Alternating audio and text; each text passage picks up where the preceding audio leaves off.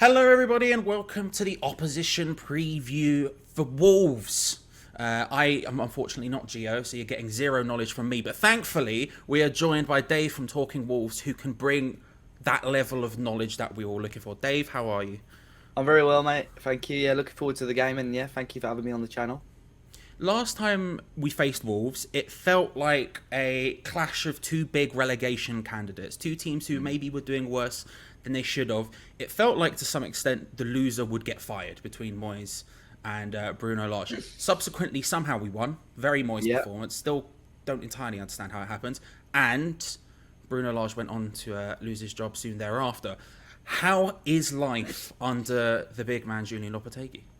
it's improved massively. Yeah, we were talking about it last earlier this week on our podcast, and yeah, it seems like absolutely ages ago that game, but it probably it's Mm. only was it sort of October, November, um, October it was, yeah, and yeah, that performance was really really poor. I think I was willing to give Bruno Lage a little bit more time before that game, but the performance was just so poor away at you guys. So I think the club got it a little bit wrong with his sacking. I think they expected Lopetegui just to come in straight away, and Mm. for personal issues that didn't happen. But I'm glad he's come in now.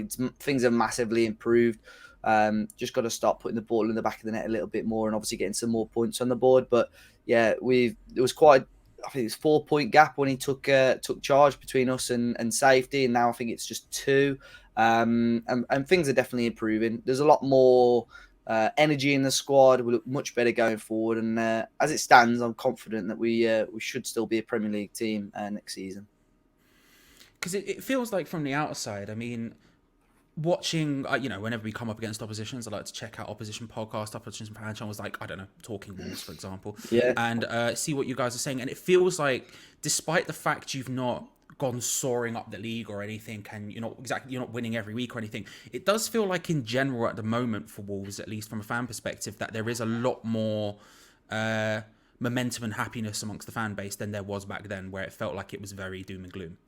yeah, no, definitely. I think even the last game before the World Cup break, we played Arsenal, and Lopetegui had been announced as manager, but wasn't actually in the dugout, and he sort of did almost like a lap of the pitch before the game, and like the aura and sort of energy he gave off without even having to say anything was just it was Mm. crazy.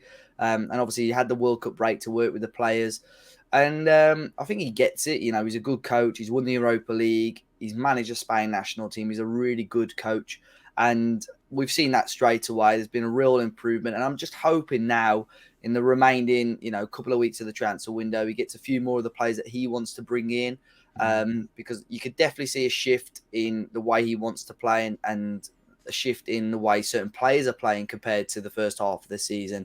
But yeah, the atmosphere and the mood amongst Wolves fans is certainly a lot better than what it was just before the World Cup. Speaking of players, I mean, at the time it felt like very much both of our sides' issues was just neither of us were scoring that much, and we were both sort of missing that number nine. Now we had a couple of number nines on our books, but neither of them were scoring that much. That sort of hasn't changed. Mhm. Obviously, you brought in Diego Costa, but has that changed for you in terms of goal output? It doesn't. Again, it doesn't seem like it from the outside, but is there movement in terms of just scoring goals? No, not really. And that's been, I say that, we've started to score a little Mm. bit more, but it's still for me, we're just not threatening opposition goalkeepers enough. Mm. Diego Costa was very much a panic buy for Wolves. I think we knew that Jimenez was injured. We'd signed Sasha Kalajdzic, who was a big Austrian striker. He got injured on his debut, and Mm. sort of we just ran out of time in the window. So yeah, we had to panic. We got him in. It took him a little while to get him fit, and I think although he's not scored the last couple of weeks, his work rate and so on, his hold up play has been very very good. I think Mm. the issue for Wolves is it's not just been the strikers; it's been the last 3 seasons, even Nuno's last season as Wolves manager, Bruno Lage last season, and even up until now this season, we've averaged less than a goal a game. It's not good enough for a Premier League team. So of course the striker is a big issue, but then you have to start looking around it. Why aren't your wingers, why aren't your attacking midfielders adding the goals as well? So overall it's been a concern and an issue for Wolves, but I think we're seeing much better patterns of play, much better attacking football from Wolves now, and I'm hoping things start to change a little bit. scored against Forest. We scored twice. Should have been 3 goals against Liverpool in the cup as well. So yeah, things are improving on that front a little bit more. Just a lot more aggression, a lot more pressing from the forward players, which I think which we've missed for the last couple of years. Fair. I mean, who are the most informed players for Wolves at the moment? I mean, when you look down the side, it's obviously a team full of talent. There's huge amounts of talent basically everywhere on the pitch, and even people who aren't fun continental names like Max Kilman are still very good players. But who are the ones who are most informed? Who are the people who we should be keeping an eye out for? I think Daniel Podence has really started off brightly under Lopetegui. He's been a player ever since he came to Wolves, just so hit and miss. Every time he seemed to get consistent, he had a little injury, and then he'd come back and he wouldn't be quite the player. But under Lopetegui so far, he's favoured him and he's played really, really well. Scored a goal against Villa last week. He had a little knock, so missed out on the Liverpool game, and he came off the bench against Forest yesterday. But still, just bundles of energy, very tricky player. And I think the one thing with Podence at times, he does the difficult things really well and the easy things not so well. So I think if he just tidies up some elements of his game, he's going to be, a real asset for Wolves for the rest of the season. Matheus Nunes as well in the midfield. A lot of big teams have been keeping an eye on him. I think he was misused by Bruno Lage and even Steve Davis, who was our caretaker manager, playing him almost as a number 10 rather than a number 8. So we're just playing too far up the pitch. But again, he sort of bossed the game, I thought, yesterday against Forest when he came on against Liverpool. He did so well. Since Lopetegui's come in and played him in his right position, he's been brilliant. But those two are the players really for me at the moment that West Ham should be looking out for. I think Podence is going to be a menace going forward, but just on the ball, Nunes is going to probably run the game. So it'll be interesting to see how Moyes and West Ham plan to stop him. Sorry to interrupt Charlie and Dave, but this video is in collaboration with BetMate, this 7-a-side fantasy football which has a few twists, including the deadline not being until 5 minutes before kickoff, so you can wait till the lineups come out and then decide who you want in your 7-a-side team. Also, it's based on fixtures, so for this one, you're only choosing Wolves and West Ham players to make up your 7-a-side team. This weekend, we've got a special pot. It's a private pot where only listeners of Hammers Chat and Talking Wolves can enter. You need the code TW-HC. All the details are in the description and pinned comments. You'll enter the private pot, which is free to play with £100 of free bets up for grabs. This is for new and existing users of BetMate. So if you've been using BetMate loads, don't worry, you can still enter this free pot. And also, if you downloaded it using the link in description or use the code HC10 upon sign up, once you paid £1 on their app, you'll get £10 free credit. So get your teams entered this weekend, see how you do against myself, Gonzo, Charlie, as well as Dave, and hopefully Hammers Chat can beat Talking Wolves. Anyway, enough from me, back to Charlie. What about on the other side? What about weaknesses? Where can West Ham get the best from Wolves? Where can we see those cracks forming? Defensively, Wolves have been all over the place. I mean, Lopetegui's switched and changed the back line a couple of times. I know it's been cup games. Our strongest back four at the moment, I would probably say, is Nelson Semedo right back, Nathan Collins and Max Kilman as the centre-backs, and Hugo Bueno has almost come out of nowhere from our under-23s and become sort of the first-team left-back. But the two centre-halves of Collins and Kilman, two very talented footballers, but for some reason that partnership just doesn't seem to be working very well. And the right back is the weak area for Wolves at the moment. Unfortunately for Semedo, I think he came in with quite a high price tag, and a lot of people are judging him on that price tag. The first half of the season, him and Johnny Otto were almost having a competition to see who could have a worse game, because one of them would have a bad game, get dropped, and the other player would have an even worse game the following week. But that's the area. I think the side that Wolves are the weakest is probably the right-hand side at the moment. Lopetegui tried a back five yesterday against Forest. It backfired completely. It didn't work out. So I'd assume we'll stick with a 4.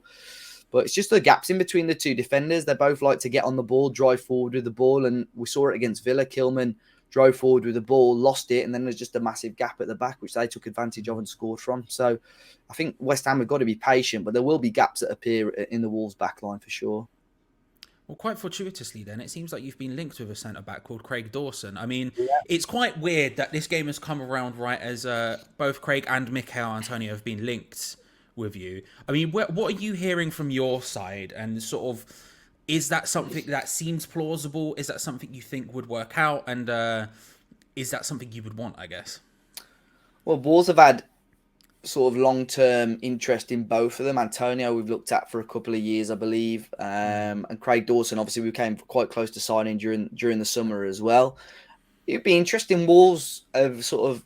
It's been pretty heavily reported that Lopetegui just wants to get in Premier League quality or Premier League proven players, at least players that know the league, which sort of makes sense when you're in the position that we're in. You just need to get players in that don't really need time to settle and just know the league and can try and, get you up the table. We need a centre back. I think we just need that experience, a little bit of leadership there. So Dawson would be an interesting one to bring in. Mikel Antonio, again, I like him a lot. I think what he could bring to Wolves is, like I said earlier, Lopetegui wants energy from the front line, just wants constant pressing and so on. I know the concern for Wolves fans will be that Antonio isn't a prolific goal scorer. He's not going to bag you 15, 20 plus goals a season, but I think he'll give you that energy and work rate that we probably do need to get the other attacking players into the game.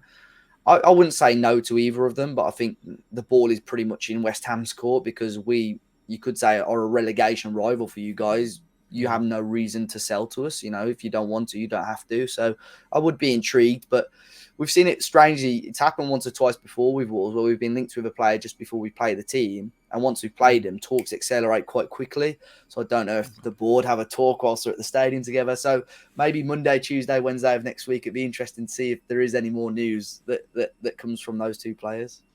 Fair. And it's not a massive shock that obviously we faced Lopetegui last season in Europa League, and both those players were really good during our Europa League run, and then all of a sudden it goes, oh, we quite like both of those players. That sort of adds up. It sort of adds up. Do you think you'll stay up? Big question. Do you think Wolves will stay up? I think so. I think based off what I've seen from Lopetegui, based on how we've been improving, we've got every chance of staying up. I think games like Saturday are the games that we need to not necessarily win, but we just got to make sure we're getting points from. We've still got some big games coming up. We've got some tough games this month, but we've still got Southampton quite soon. We've got to play Forest again. So we've got games coming up, and we've seemed to have had a lot of away games. So I'm hoping, we're going to be at Molineux a lot more the second half of the season. I'm hoping the crowd can get behind the players and we can, start getting some points on the board. But as long as we can beat the teams in and around us, I think we've got every chance of staying up. And like you said earlier, individually, Wolves have got so much talent. It's just trying to get those players and try and find a balance. I think that was the issue with Bruno Lage. He almost tried to chuck every single player into this squad, whether, quality-wise, and it just wasn't working with the way he wanted to play it. So it's just trying to find a balance, the right players in the right system. But I think Wolves should be fine. I'm hoping and I'm praying that by February, March, we're in a much better position, because I don't think I can go into sort of April, May, some sort of super Sunday on the last game of the season where we've got to win to stay up. I don't think I could cope with that. But yeah, I'm just hoping by, in the next couple of months, we just climb the table and we're in a much better position. From one former yo-yo club to another former yo-yo club. Trust me, yes, I agree. I strongly agree. What about West Ham? What are your thoughts on West Ham season? Again, I think you guys are more than strong enough to stay up. I don't want to disrespect other teams in the league too much, but I think, West Ham and Wolves are much stronger than some of the teams that are in and around us. I think for you guys, it will obviously be intriguing with what happens with Moyes. And it's with the World Cup and the transfer window, it's come at a bit of a difficult time. I think if you were on this run of form in December, I think Moyes would be under even more pressure, because West Ham will know, right, before the window, we've got to get a new manager in so he can get his own players in and so on. So I'd be interested to see. You'd probably tell me better than I know. If he loses, for argument's sake, on Saturday, will he get the sack? So a new manager's got almost sort of 2 weeks to try and get some ideas and get his own players in. I don't know. But I think as it stands, personnel-wise, both teams should be strong enough to stay in the Premier League. I think if you ask most West Ham fans for the last couple of games, it would be, surely he can't survive this one. And yet somehow it sort of seemingly happens no matter what the result is. I think, obviously, I don't think we have that much money, which sort of implies that maybe January wouldn't be that deep for a new manager anyway. But I think if we were to lose, there would be a huge amount of pressure on him. But if you were to comfortably beat us, then it would become unbelievably precarious. Proper Wile E. Coyote running on thin air over the side of the cliff, kind of precarious. On Moyes, do you think I mean, straight up, do you think we should sack him? Obviously, you got rid of the manager that wasn't going super well for. Now it feels like it's sort of taking a turn for the better. There's a lot better vibe about the club. And frankly, you got in a very, very good manager, someone with high standards. This isn't, you know, no offense to the guy, I really like him. It's not Sean Dyche. It's not, you know, someone like that. You went and got someone of a high caliber. From your perspective as a fan who's just seen that happen, do you think we should get rid of Moyes and change him?